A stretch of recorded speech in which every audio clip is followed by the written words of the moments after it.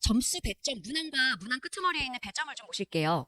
혹시 저기 여기 좀 바람 소리가 조금 울리시면 제가 좀 조심하겠습니다. 네, 그 첫 번째 보시면 뭐 문항 1번이거든요. 끄트머리 3.2점 배점 보이실 거예요. 배점의 폭을 보셔야 될 것 같습니다. 자, 별거 아닌 것 같지만 되게 중요한 부분이세요.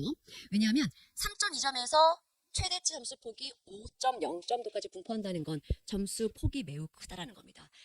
정말 등급 격차 하나에서 0.1점의 그 0.1점 차이에 그 초격차도 두지 말아야 되는 부분이 있거든요. 그리고 친구들이 등급의 합을 내고 평점을 낼 때 상당히 크게 기여하는 부분이 있기 때문에 자, 긴 말씀 안 드려도 이 점수 격차가 매우 분포가 크고 점수 차가 자잘한 부분도 있겠지만 정확하게 고난도 문항은 반드시 득점을 해야 된다라는 점, 그리고 수월한 문항인 것 같지만 저배점인 경우도 이 0.1점 차의 이 점수 차이도 놓치지 말아야 한다는 거 꼭 염두에 두셔야 될 것 같습니다.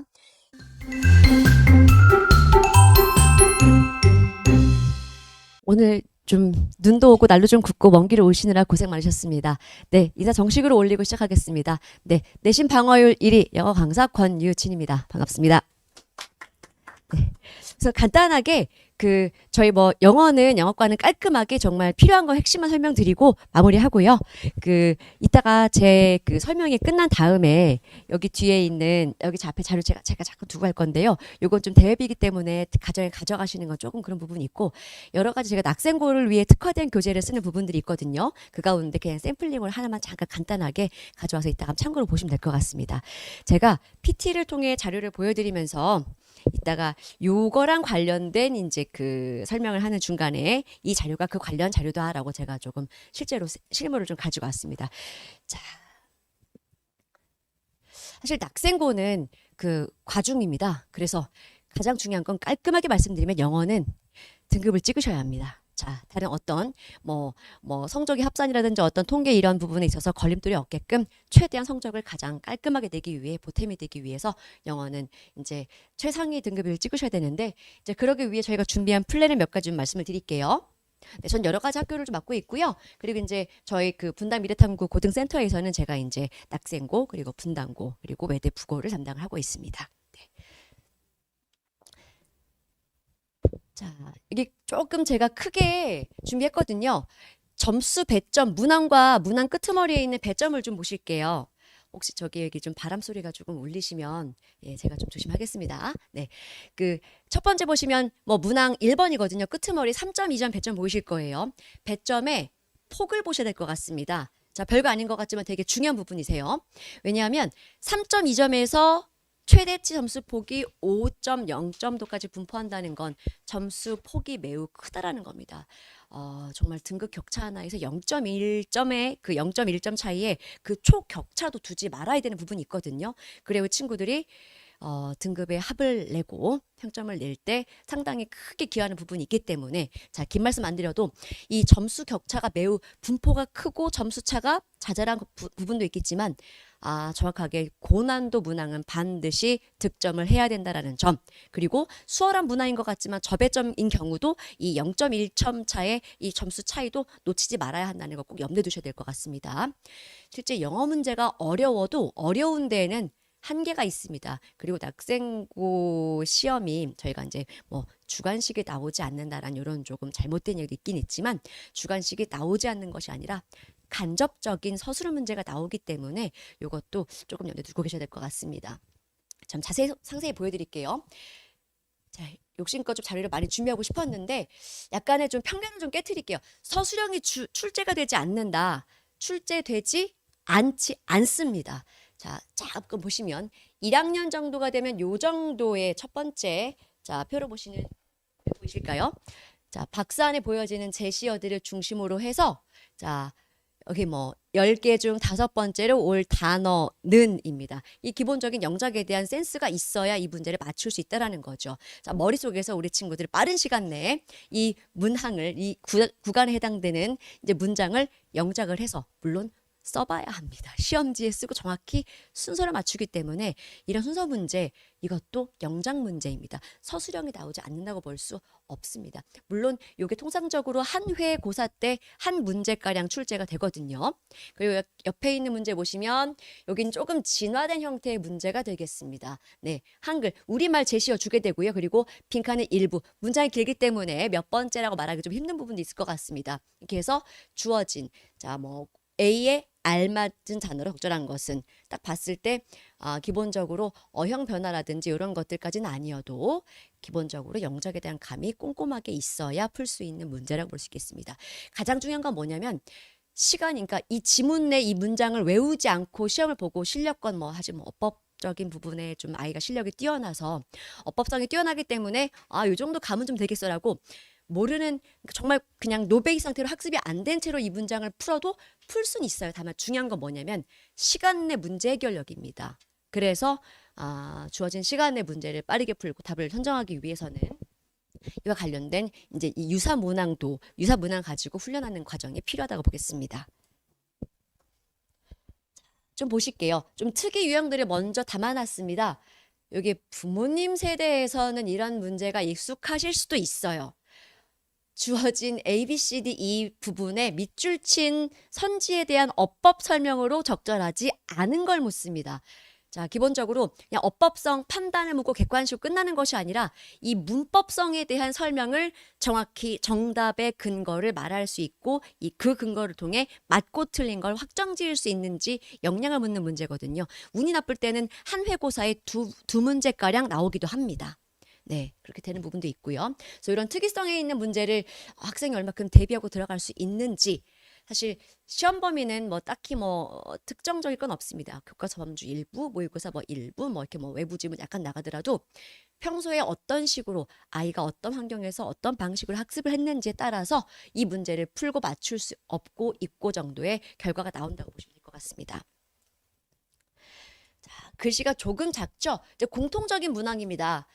자, 앞에 있는 파트를 보시면 어법에 맞게 쓰여진 것은 모두 몇 개인지를 묻는 문제입니다. 모두 고르는 문제가 나옵니다.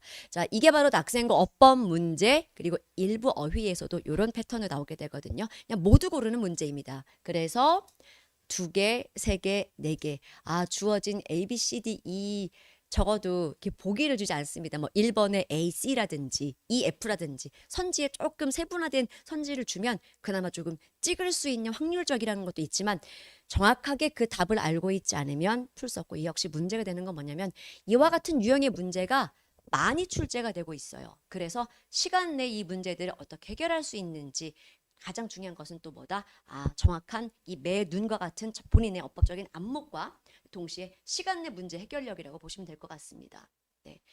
여기 13, 14번 보시면 중간에 약간의 좀 학교가 좀 지문 하나를 가지고 1지문, 2문항 이런 문제를 잘 내셔요. 그래서 지문 하나를 가지고 사실 남학생 특히 아들들이 이런 지문을 볼 때 깔끔하게 이 지문 하나 이 문제 하나면 얼마나 좋을까 싶기도 하지만 다소 약간 조금 이 포커스를 흐트리는 문제들이 나오거든요.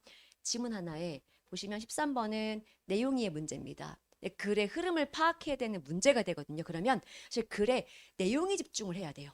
지문 하나를 가지고 내용이의 문제와 어법성 문제를 같이 걸게 되면 이를테면 그런 겁니다. 깔끔하게 말씀드리면 좌뇌와 우뇌의 작용을 동시에 둘 다 구동하게 만드는 그런 여건들의 문제가 나온다고 보시면 될 것 같습니다. 그러니까 좀 시간이 좀 걸리는 문제들로 보시면 되겠습니다. 지문은 짧지만 생각보다 시간이 부족했다는 평들이 많습니다. 자, 그래서 방금 전에 보신 문제들은 이제 점점점 이제 그 학기가 뒤로 가거나 회차가 뒤로 가게 되거나 학년이 올라가게 되면 다음과 같은 실제 이 문제는 2학년 기출 문제가 되거든요. 하지만 언제까지나 1학년 기출 패턴이 1학년 기출에만 한정될 거라는 보장은 드릴 수가 없습니다. 중요한 건 진화한 문제를 보시면 되고요. 지문 하나, 저기 양쪽에 A, B 지문 길게 보이실까요? 지문은 하나입니다. 이게 1지문이고요. 길뿐이고요. 그리고 18번 보시면 어법상 어색한 보기를 줍니다. 그리고 B를 보시면 밑줄 친 문장에서 문맥상이기 때문에 19번 같은 경우는 어휘 문제가 되겠습니다. 엄청 고심한 흔적이 보이죠. 제가 깔끔하게 그냥 원문으로 타이핑을 칠까 하다가 조금 이런 정도의 긴장감을 미리 주는 것도 나쁘지 않겠다는 판단하에 제가 미리 원문 그대로 제가 캡처본을 준비했습니다. 이게 가장 난도 깊은 게 뭐냐면 지문 하나에 문제가 두 개가 나오는 경우는 항상 내용과 그다음에 어법 문제 이 두 가지를 같이 묻는 문제가 나와서 조금 힘들어하는 부분들이 있습니다. 실제 이런 문제들은 시험 기간 때뿐만 아니라 평소에도 훈련을 낙생고 반이라면 계속 시켜야 되는 부분이 있거든요. 그러니까 학교 특이성 문제를 보시면 될 것 같습니다. 네. 마찬가지로 지문 한 개에 마찬가지로 그냥 정말 모의고사 유형 같은 순서 맞추기 문제입니다. 근데 순서 맞추기 문제인데 순서 관련된 거고요. 보시면 수능 문제랑은 조금 달라 보이지만 세 번째로 올 문장으로 알맞다. 그러면 이건요. 일반적인 수능 형태 문제 A, B, C 덩어리를 한 세 개 정도 나누어서 문제를 만들어주고 훈련시킨 유형이 아니라 문장을 하나씩 다 잘라서 순서 훈련을 평소에 이 문제가 진짜 어려운 문제예요. 순서 문제 쉬운 것 같습니다. 하지만 실제로 교과서나 모의고사에 나오는 그런 지문들이 글의 서사 구조가 조금 떨어지는 문장들이 많아요. 이를테면 아침 먹고 땡, 점심 먹고 땡, 저녁 먹고 땡이라는 지문이 있습니다. 그러면 그 지문 내에서 아이가 그 글에 A 다음에 B가 오고 B 다음에 C가 오는 이 연결고리, 서사구조 연결고리를 찾아서 아이가 세 번째 딱 이걸 찝어내기가 너무 힘든 부분이 있습니다. 이 역시 선생님이 사력을 걸고 이 유사 문제를 많이 풀려서 훈련을 시켜 현장에 보내는 수밖에 없다라는 결론이 되겠습니다. 네. 자, 이제 가장 특징적인 부분을 간단하게 우리말로 정리해드리면 모두 고르시오입니다. 네네. 모두 고르는 문제가 나옵니다. 어휘가 되었든 어법이 되었든 좀 그런 부분이 있겠죠. 제가 이런 부분들 때문에 이 특이한 유형들에 맞추어서 저희가 사실 저희 미래탐구 고등센터는 원래 저희 학원만의 시그니처인 기출 플러스 모의고사, 그러니까 학교 시험과 동형, 똑같은 유형의 모의고사 문제를 매번 풀립니다. 그러니까 기출을 풀리는 것이 아니라 아이들이 시험 범위에 해당되는 시험 범위에서 시험을 보게 될 그 지문들을 가지고 똑같은 유형의 문제로 매주 균일하게 테스트를 치고 성적을 내고 지금 상태를 파악하고 피드백을 주고 그리고 또 앞으로의 무언가를 대비하는 이런 과정을 저희가 쭉 갖고 있거든요. 네. 그런 부분이 있습니다. 이따가 요거는 제가 여기 두고 나갈 수 있는데 잠깐 한번 확인만 해보시고 여기 두고 가시면 좋을 것 같습니다. 이제 요거는 여러 가지 세트 중에 일부에 해당되는 거기 때문에 자, 요러한 세트 유형으로 문제를 아마 시험 기간에 저희가 사실 뭐 교과서나 모의고사 같은 경우는 선생님들도 다운받을 수 있는 그런 자료들은 있습니다. 하지만 낙생고 같은 경우는 이 특이 유형 때문에 특이 유형 관련된 문제를 얼마큼 꼼꼼하게 만들어서 풀리고 대비시켜 들어가느냐가 가장 관건인 것 같습니다. 사실 이렇게 힘들고 피나는 노력들을 해야 사실 친구들이 문제를 한두 개 더 맞거든요. 근데 그 한두 개조차도 0.1.2점을 좌우하는 거라면 목숨 걸고 해야 되는 것 같습니다. 왜냐면 등급이 중요하니까요. 그런 부분이 있습니다. 네. 자, 제가 드리고 싶은 말씀은 네, 어머니 어서 오십시오. 반갑습니다. 네, 사실 저는 올해로 강의한 지가 24년 되거든요. 근데 이제 제가 약간 그런 부분이 있어요. 너무 아이들의 학교 특이성에 맞는 문제를 많이 만들어 주다 보니까 그런 문제를 만드는데 너무 뼈를 갈다 보니까 지금은 네, 너무 뼈를 갈아서 올해는 가를 뼈가 없지 않느냐. 약간 조금 제 외모에 대한 좀 우려들을 많이 하십니다. 전혀 문제 없습니다. 저는 원래 그런 아이들을 위한 수업 연구라든지 자료 연구 이런 부분에 항상 모든 생활에 포커스를 맞춰 진행한 부분도 있기 때문에 사실 저는 이런 부분에 아주 큰 매력을 느끼고 그리고 사실 저는 이 아이들에 대한 수렵 자료 연구라든지 저는 일을 하지 않으면 저는 병이 나는 사람이라서 네네. 일단 혹시 제 외모에 대한 오해는 걱정하실 필요가 없으실 것 같습니다. 네, 선생님이 체력이 좀 약해 보인다. 전혀 그렇지 않습니다. 네. 우선 보시면 그 0.1점 정도의 한 끗 차이 역시도 만들어야 되거든요. 만들어야 되는데 그 한 끗 차이를 만들기 위해선 여러 가지 자 아까 시험지를 보여드렸습니다. 그러면 우리 아이가 이 정도의 커리를 이 정도의 시험 대비를 해야 된다라면 어떤 선생님이 어떤 과정으로 어떻게 끌고 나가느냐가 중요하다라는 부분은 인지하셨겠죠. 자, 첫 번째는 밸런스를 좀 맞춰야 합니다. 낙생고 내신 문제를 언뜻 보면 수능 문제와 내신 문제 스타일에 큰 차이가 없는 걸로 보이지만 분명 특이성은 상당히 큽니다. 큰 부분도 있고요. 그리고 실제 그 수능 지수, 그러니까 모든 학교마다 그 수능 지수와 내신 지수가 거의 분당 지역 내 아이들은 수능 지수가 훨씬 더 높습니다. 모의고사 유형 문제들은 잘 풀어요. 문풀감은 좋기 때문에 그렇습니다. 근데 이제 문제는 뭐냐면 수능 등급만큼 아마 저희 친구들이 중학교 때 아마도 고등학교 입학 전에 어떤 뭐 불안감 여러 가지 등등의 이유로 아마도 모의고사 문제를 고 1, 2, 3까지는 풀어본 친구들이 꽤 있을 거예요. 있을 거지만 중요한 건 뭐냐면 그냥 수능 문제로 내가 평이한 1등급 나왔으니까 내신도 1등급 나올 수 있겠지. 전혀 그렇지 않습니다. 자세히 보여드렸지만 내신 문제 특이성이 너무나 특이하기 때문에 아마 수능이 1등급 고1 기준으로 1등급 정도 맞았었습니다 라고 할 것 같으면 내신 지수는 정말 이거보다 한 보수적으로는 한 3단계 낮아서 3등급 정도는 깔고 보셔야 될 것 같습니다. 실제 자 1등급 분포도가 4%입니다. 3등급 대가 가장 자리 싸움이 치열하기도 하겠지만 등차 수가 가장 많은 변동이 있으면서도 그 확보하기도 힘들고 떨구기도 힘들지만 더 올라가기도 힘든 등급대가 3등급 대가 되거든요. 사실 3등급 나오면 나쁘지 않은 겁니다. 잘한 겁니다. 다만 옆에 친구보다 한두 문제 더 틀리거나 아니면 0.1점 내가 조금 더 처졌거나 그런 차이가 있는 거지 실제 하지만 고등학교 첫 시험을 치르고 나서 이 등급을 하다 보면 엄청난 실망감이 클 수밖에 없어요. 그러면 저희는 이거에 대한 대비도 같이 하게 되거든요. 이 기풀 모으기 되게 좋은 시스템인 게 미리 동형의 문제로 하실 문제는 좀 어렵게 만듭니다. 어렵게 만들어서 어렵게 만들고 어렵게 풀리지만 하지만 그렇게 해서 실력을 다져나가고 아 내가 미리 요 점수 정도의 등급대가 나오는구나를 예측을 하면 앞으로를 방어를 할 수 있어요. 저만 방어율이 높은 게 아니라 아이들이 높아야 합니다. 선생님이 방어율 높은 게 아니라 선생님만 잘 견디는 것이 아니라 아이들이 힘든 공부를 체력이든 정신력이든 아니면 실력이든 방어를 칠 수 있게 만들어주는 것이 선생님의 진정한 방어율이 아닌가 생각을 합니다. 그래서 기본적으로 수능 관련된 수능 문제도 잘 풀 수 있어야 하지만 내신 지수가 밸런스가 맞게끔 아이들을 키워나가겠습니다. 자, 두 번째, 시간 내 문풀 감각이 너무 중요하거든요. 저는 수업 시간에 실제 실전 문제를 풀릴 때에도 저는 한문하다 칼같이 1분 30이나 2분까지 제가 시간을 주고 아이들 문제를 풀게 하거든요. 항상 그렇게 쪼들려야 합니다. 왜냐하면 영어는 천천히 풀수록 사고의 폭은 깊어질 수 있겠지만 현장에서 그거 허용하지 않습니다.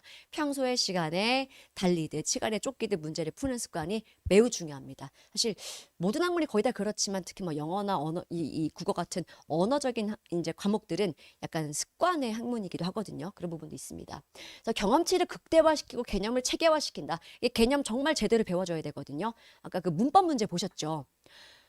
요즘 친구들 문법 그렇게 잘 안 배워서 사실 이 문장에서 이게 답인 건 감각적으로 알겠지만 이 답의 근거를 뽑아내는 부분 상당히 힘든 부분도 있습니다. 왜냐하면 사실 그 수능 영어 평가가 어느 순간 절대 평가가 돼버리면서 1등급만 맞게 되면 되고 90점만 넘기면 되는 사실 근데 학교 시험은 90점 넘기는 게 1등급이 아니라 학교 시험은 퍼센테이지 내 등수 내에 올라야만 등급이 나오는 거고요.